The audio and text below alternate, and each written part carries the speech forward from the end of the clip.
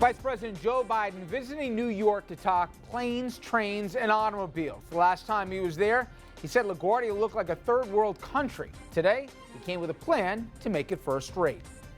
Then Republicans, they're having trouble with Mr. Trump, but they're also dealing with an unruly right wing led by Ted Cruz. We'll look at that and also what Hillary Clinton's biggest headaches are going forward. And instead of cooling down, the Cuomo de Blasio feud is only ramping up. We're going to tell you what the governor and the mayor are fighting about this time. Good evening and welcome to RFL. I'm Richard French. Thanks a lot for tuning in tonight. This evening, we begin with a big problem that's only getting bigger. And I'm talking about our neglected infrastructure. The roads are a mess. Trains are in trouble. And the airports, well, I think terrible is being charitable. That caused Vice President Joe Biden to say this just last year. If I took you in blindfold and you took you to LaGuardia Airport in New York, you must think I must be in some third world country. No, I'm not joking. Well, the vice president, he was back in New York City today, and he spoke about a new multi-billion-dollar plan to try and fix the troubled airport. This first stage of the plan also includes better connection between the terminals, new airport roadway systems, new parking garages for passengers. And to increase overall efficiency of the airport, it also includes a new aeronautical ramp and a new central heating and refrigeration plant. Now, the problems aren't just in the air, they're also underground. The 105-year-old train tunnels, if I try that again, connecting New Jersey and New York, they're falling apart. Power problems down there. They've caused massive Amtrak and New Jersey transit delays over just the past week. In its typical understated way, the New York Post called it Tunnel-mageddon. Now, those tunnels, they have to be fixed. I don't care what the politicians' party's from here. It's unavoidable, or new ones, they have to be built. Now, Governor Christie, of course, is blaming others for this. In fact, he's pointing the finger at Amtrak for, quote, neglective infrastructure and indifference to commuters. Sounds like he may have a little tunnel vision here. He's the same guy, if you remember, we talked about on this program, who killed a plan that could have fixed this mess. Remember when he squashed the ARC Tunnel project? We now have confirmation from the people in charge of managing this project, New Jersey Transit, that it would cost anywhere between $11 and $14 billion. And on that basis, I've accepted the Executive Steering Committee's recommendation to cancel the project.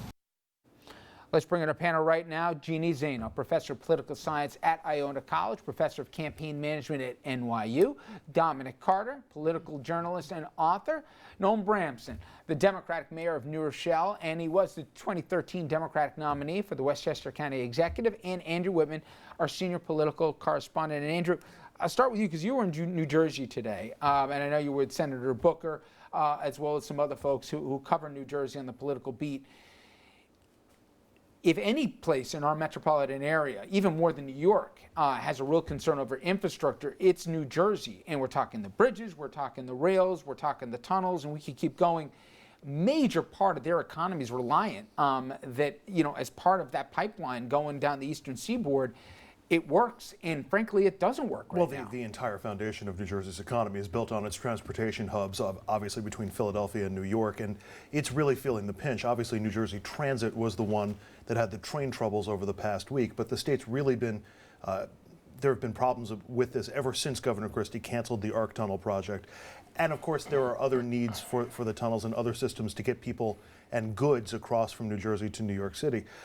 Senator Booker was speaking very positively about political movement to try to get another project done. And he said he's begun conversations, at least through text message, with Governor Christie, and he seemed amenable to opening the discussions. Whether that leads to anything actually tangible remains to be seen. Mayor, I'm curious for what the public sees. They just tweaked when they see the roads are falling apart and they're getting delayed getting to work here, or the train's delayed yet again, or whatever else. But it's one of those things that no politicians want to have to spend their money on, raise taxes, raise capital, do borrowing for. We saw how much of a fight it was just to get the Tappan Zee built, right? But if you don't do it, you're just passing it on, and the costs keep getting higher and higher. Forget about even safety, right? Well, you're exactly right, and it's a classic case of investing now in order to have rewards down the road. You can't have a modern, successful economy if you don't have good infrastructure. And it sometimes feels as though we've lost the capacity to imagine and accomplish significant public works in this country. I mean, you look at historically, the Erie Canal is what made New York City what it is today because it provided New York with access to goods from the interior. The burial of the rail lines along Park Avenue completely transformed the Upper East Side. The commuter rail system throughout the New York metropolitan area is vital to the suburban quality of life that many of us have. Without the imagination and the will that prior generations demonstrated, we wouldn't have the society we have today, and we have a similar responsibility to future generations to make the investments that are necessary in the moment that we have today. And I would say that Christie's decision to cancel the ARC was one of the most irresponsible and short-sighted choices that any governor in the Northeast has ever made. And if there's now a process of reconsideration going on, then I hope that we'll all be supportive of making the necessary investments to move ourselves forward. And Gina, he actually had political cover at the time because he had a Democratic legislature that were all on board with it, and he squashed it because he said the price tag was too high. It's politically popular to stop big public spending projects. Just say waste. You're always going to find something there. But we start with the Tappan Zee. Now, we still know how we're going to pay for this whole thing. I grant you that. But the thing was falling apart. And, I mean, look what happened in Minnesota when the bridge collapsed. And they're saying, civil engineers around this country, we're falling apart here. Now you got, what is it, the Holland Tunnel, not the Lincoln Tunnel, that's also, they're starting to see cracks. You can't put this stuff off, but nobody wants to pay for it. And I have to say, I think Governor Cuomo deserves a lot of credit. You're absolutely right. The Tappan Zee has been controversial in terms of how it's going to be paid. But here's a governor who came in and said he was going to do what governors before him couldn't do, and that was to get a new bridge there. And he's done that or in the process of doing that. And now we look at what he's doing with the airport. I think his legacy could very well be defined by the way he has been able to move these infrastructure projects. And it really is, I think, a model for what other governors and other public officials need to be doing, because the infrastructure is crumbling not just in New Jersey and New York, but as you mentioned, around the country. This is a crisis in our country. The federal government hasn't done a very good job addressing it, and unfortunately it's been up to the states to do that, and he really is leading the way on that. I think it's going to be a hallmark of his administration. And I know how we're going to pay for it because Dominic's going to be shelling out of his pocket going over the T's the other day to pay I see that new bridge coming up every day now, so it's remarkable. And you have to, the professor is right.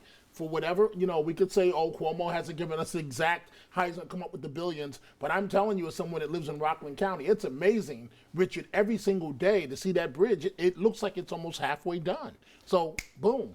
This is all well and good, but we still have a Congress that can't figure out how to pay for the highway funding to repair the infrastructure that we have in place already. So, I'm hopeful that LaGuardia gets rebuilt, as we saw at the press conference today. I have no faith that it actually will at this point. But how are we supposed to get moving on this if Congress can't even figure out how to raise the gas tax to pay for highway repairs? I think the public misses something in this sometimes, which is they give politicians a pass because, sure, LaGuardia is a dump. I mean, you go to Penn Station, right? It's not just the eyesores attached to it. They become, forget about the impact. When you guys want to go in and out of Penn Station, you're trying to avoid it at all costs. Let's be honest, right? There's an economic consideration, but the safety. When they're talking about our bridges and our roads, especially after the winter we had, you got to live with it. I'm sure you got to go in your pocket fixing the roads every day in North Shore, right? Let me tell you, got more complaints than you can imagine about potholes. People were right to complain about the potholes. This year we had to triple our road resurfacing budget just to catch up with the needs that we all face. But although I agree with Jeannie that the governor has been terrific on some major projects, at a lower level, there are actually problems, I think, with state policy. So, for example, the New York State Conference of Mayors strongly suggested that the state tax cap be modified to provide an exemption for infrastructure and capital investments. That would have been essential in order to enable municipalities to make just basic investments in our physical plant. That was rejected in Albany. And so the effect of that is to really constrain what localities can do in terms of making the investments that people want and expect, and which ultimately save tax dollars by strengthening our economy, creating a stronger commercial tax base, increasing property values. So taxpayers come out ahead too if you make the proper investments today, and too often state and federal policy are restraining us. Richard, the mayor mentioned will when it comes to elected officials, and he's so right when it comes to infrastructure, because in covering mayors for many years, I have never seen not a one that's willing to say, oh, okay, we're going to take X amount of budget dollars and we're going to invest it in a new bridge. And I won't get political credit for it because I'll be out of office and the man or woman that replaces me will get all the credit. But sure, let's go ahead and do it. They're just not, mayors are just not chief executives. I don't think they're built that way maybe in years past. And Christie, maybe he had an idea he was going to run for higher office because he didn't want to see that state gasoline tax and go up, and that played a major role. But he also had a legitimate point that the cost overruns would have been paid for by New Jersey, and he felt it wasn't paid for equally by New York. And so that's one of the reasons why he backed out of the deal. He also wanted to use the money for other things. Yeah. Right, and he wanted to use the money for which he did. Right. But here's again my point, Andrew. And we've spoken about this before. It's going to take, unfortunately, a tragedy in this country for everybody to get a wake-up call just how bad the bridges are. Unfortunately. You can't have tunnels 100-plus years old. Enough. Bridges, Richard, we've had tragedies. Remember that bridge that collapsed in Minnesota? Yeah. Yes. We've had tragedies. We've had glaring evidence that our infrastructure is past its useful life, and even that's not enough to wake up the Congress, just as Andrew pointed out. The funny thing is, if you ever want to have something actually have a return on investment, forget about keeping people from crashing through stuff, and it's building infrastructure. You got to put people to work. You got to do the construction projects. There's actually some at least short-term growth If you were mayor, would you do it?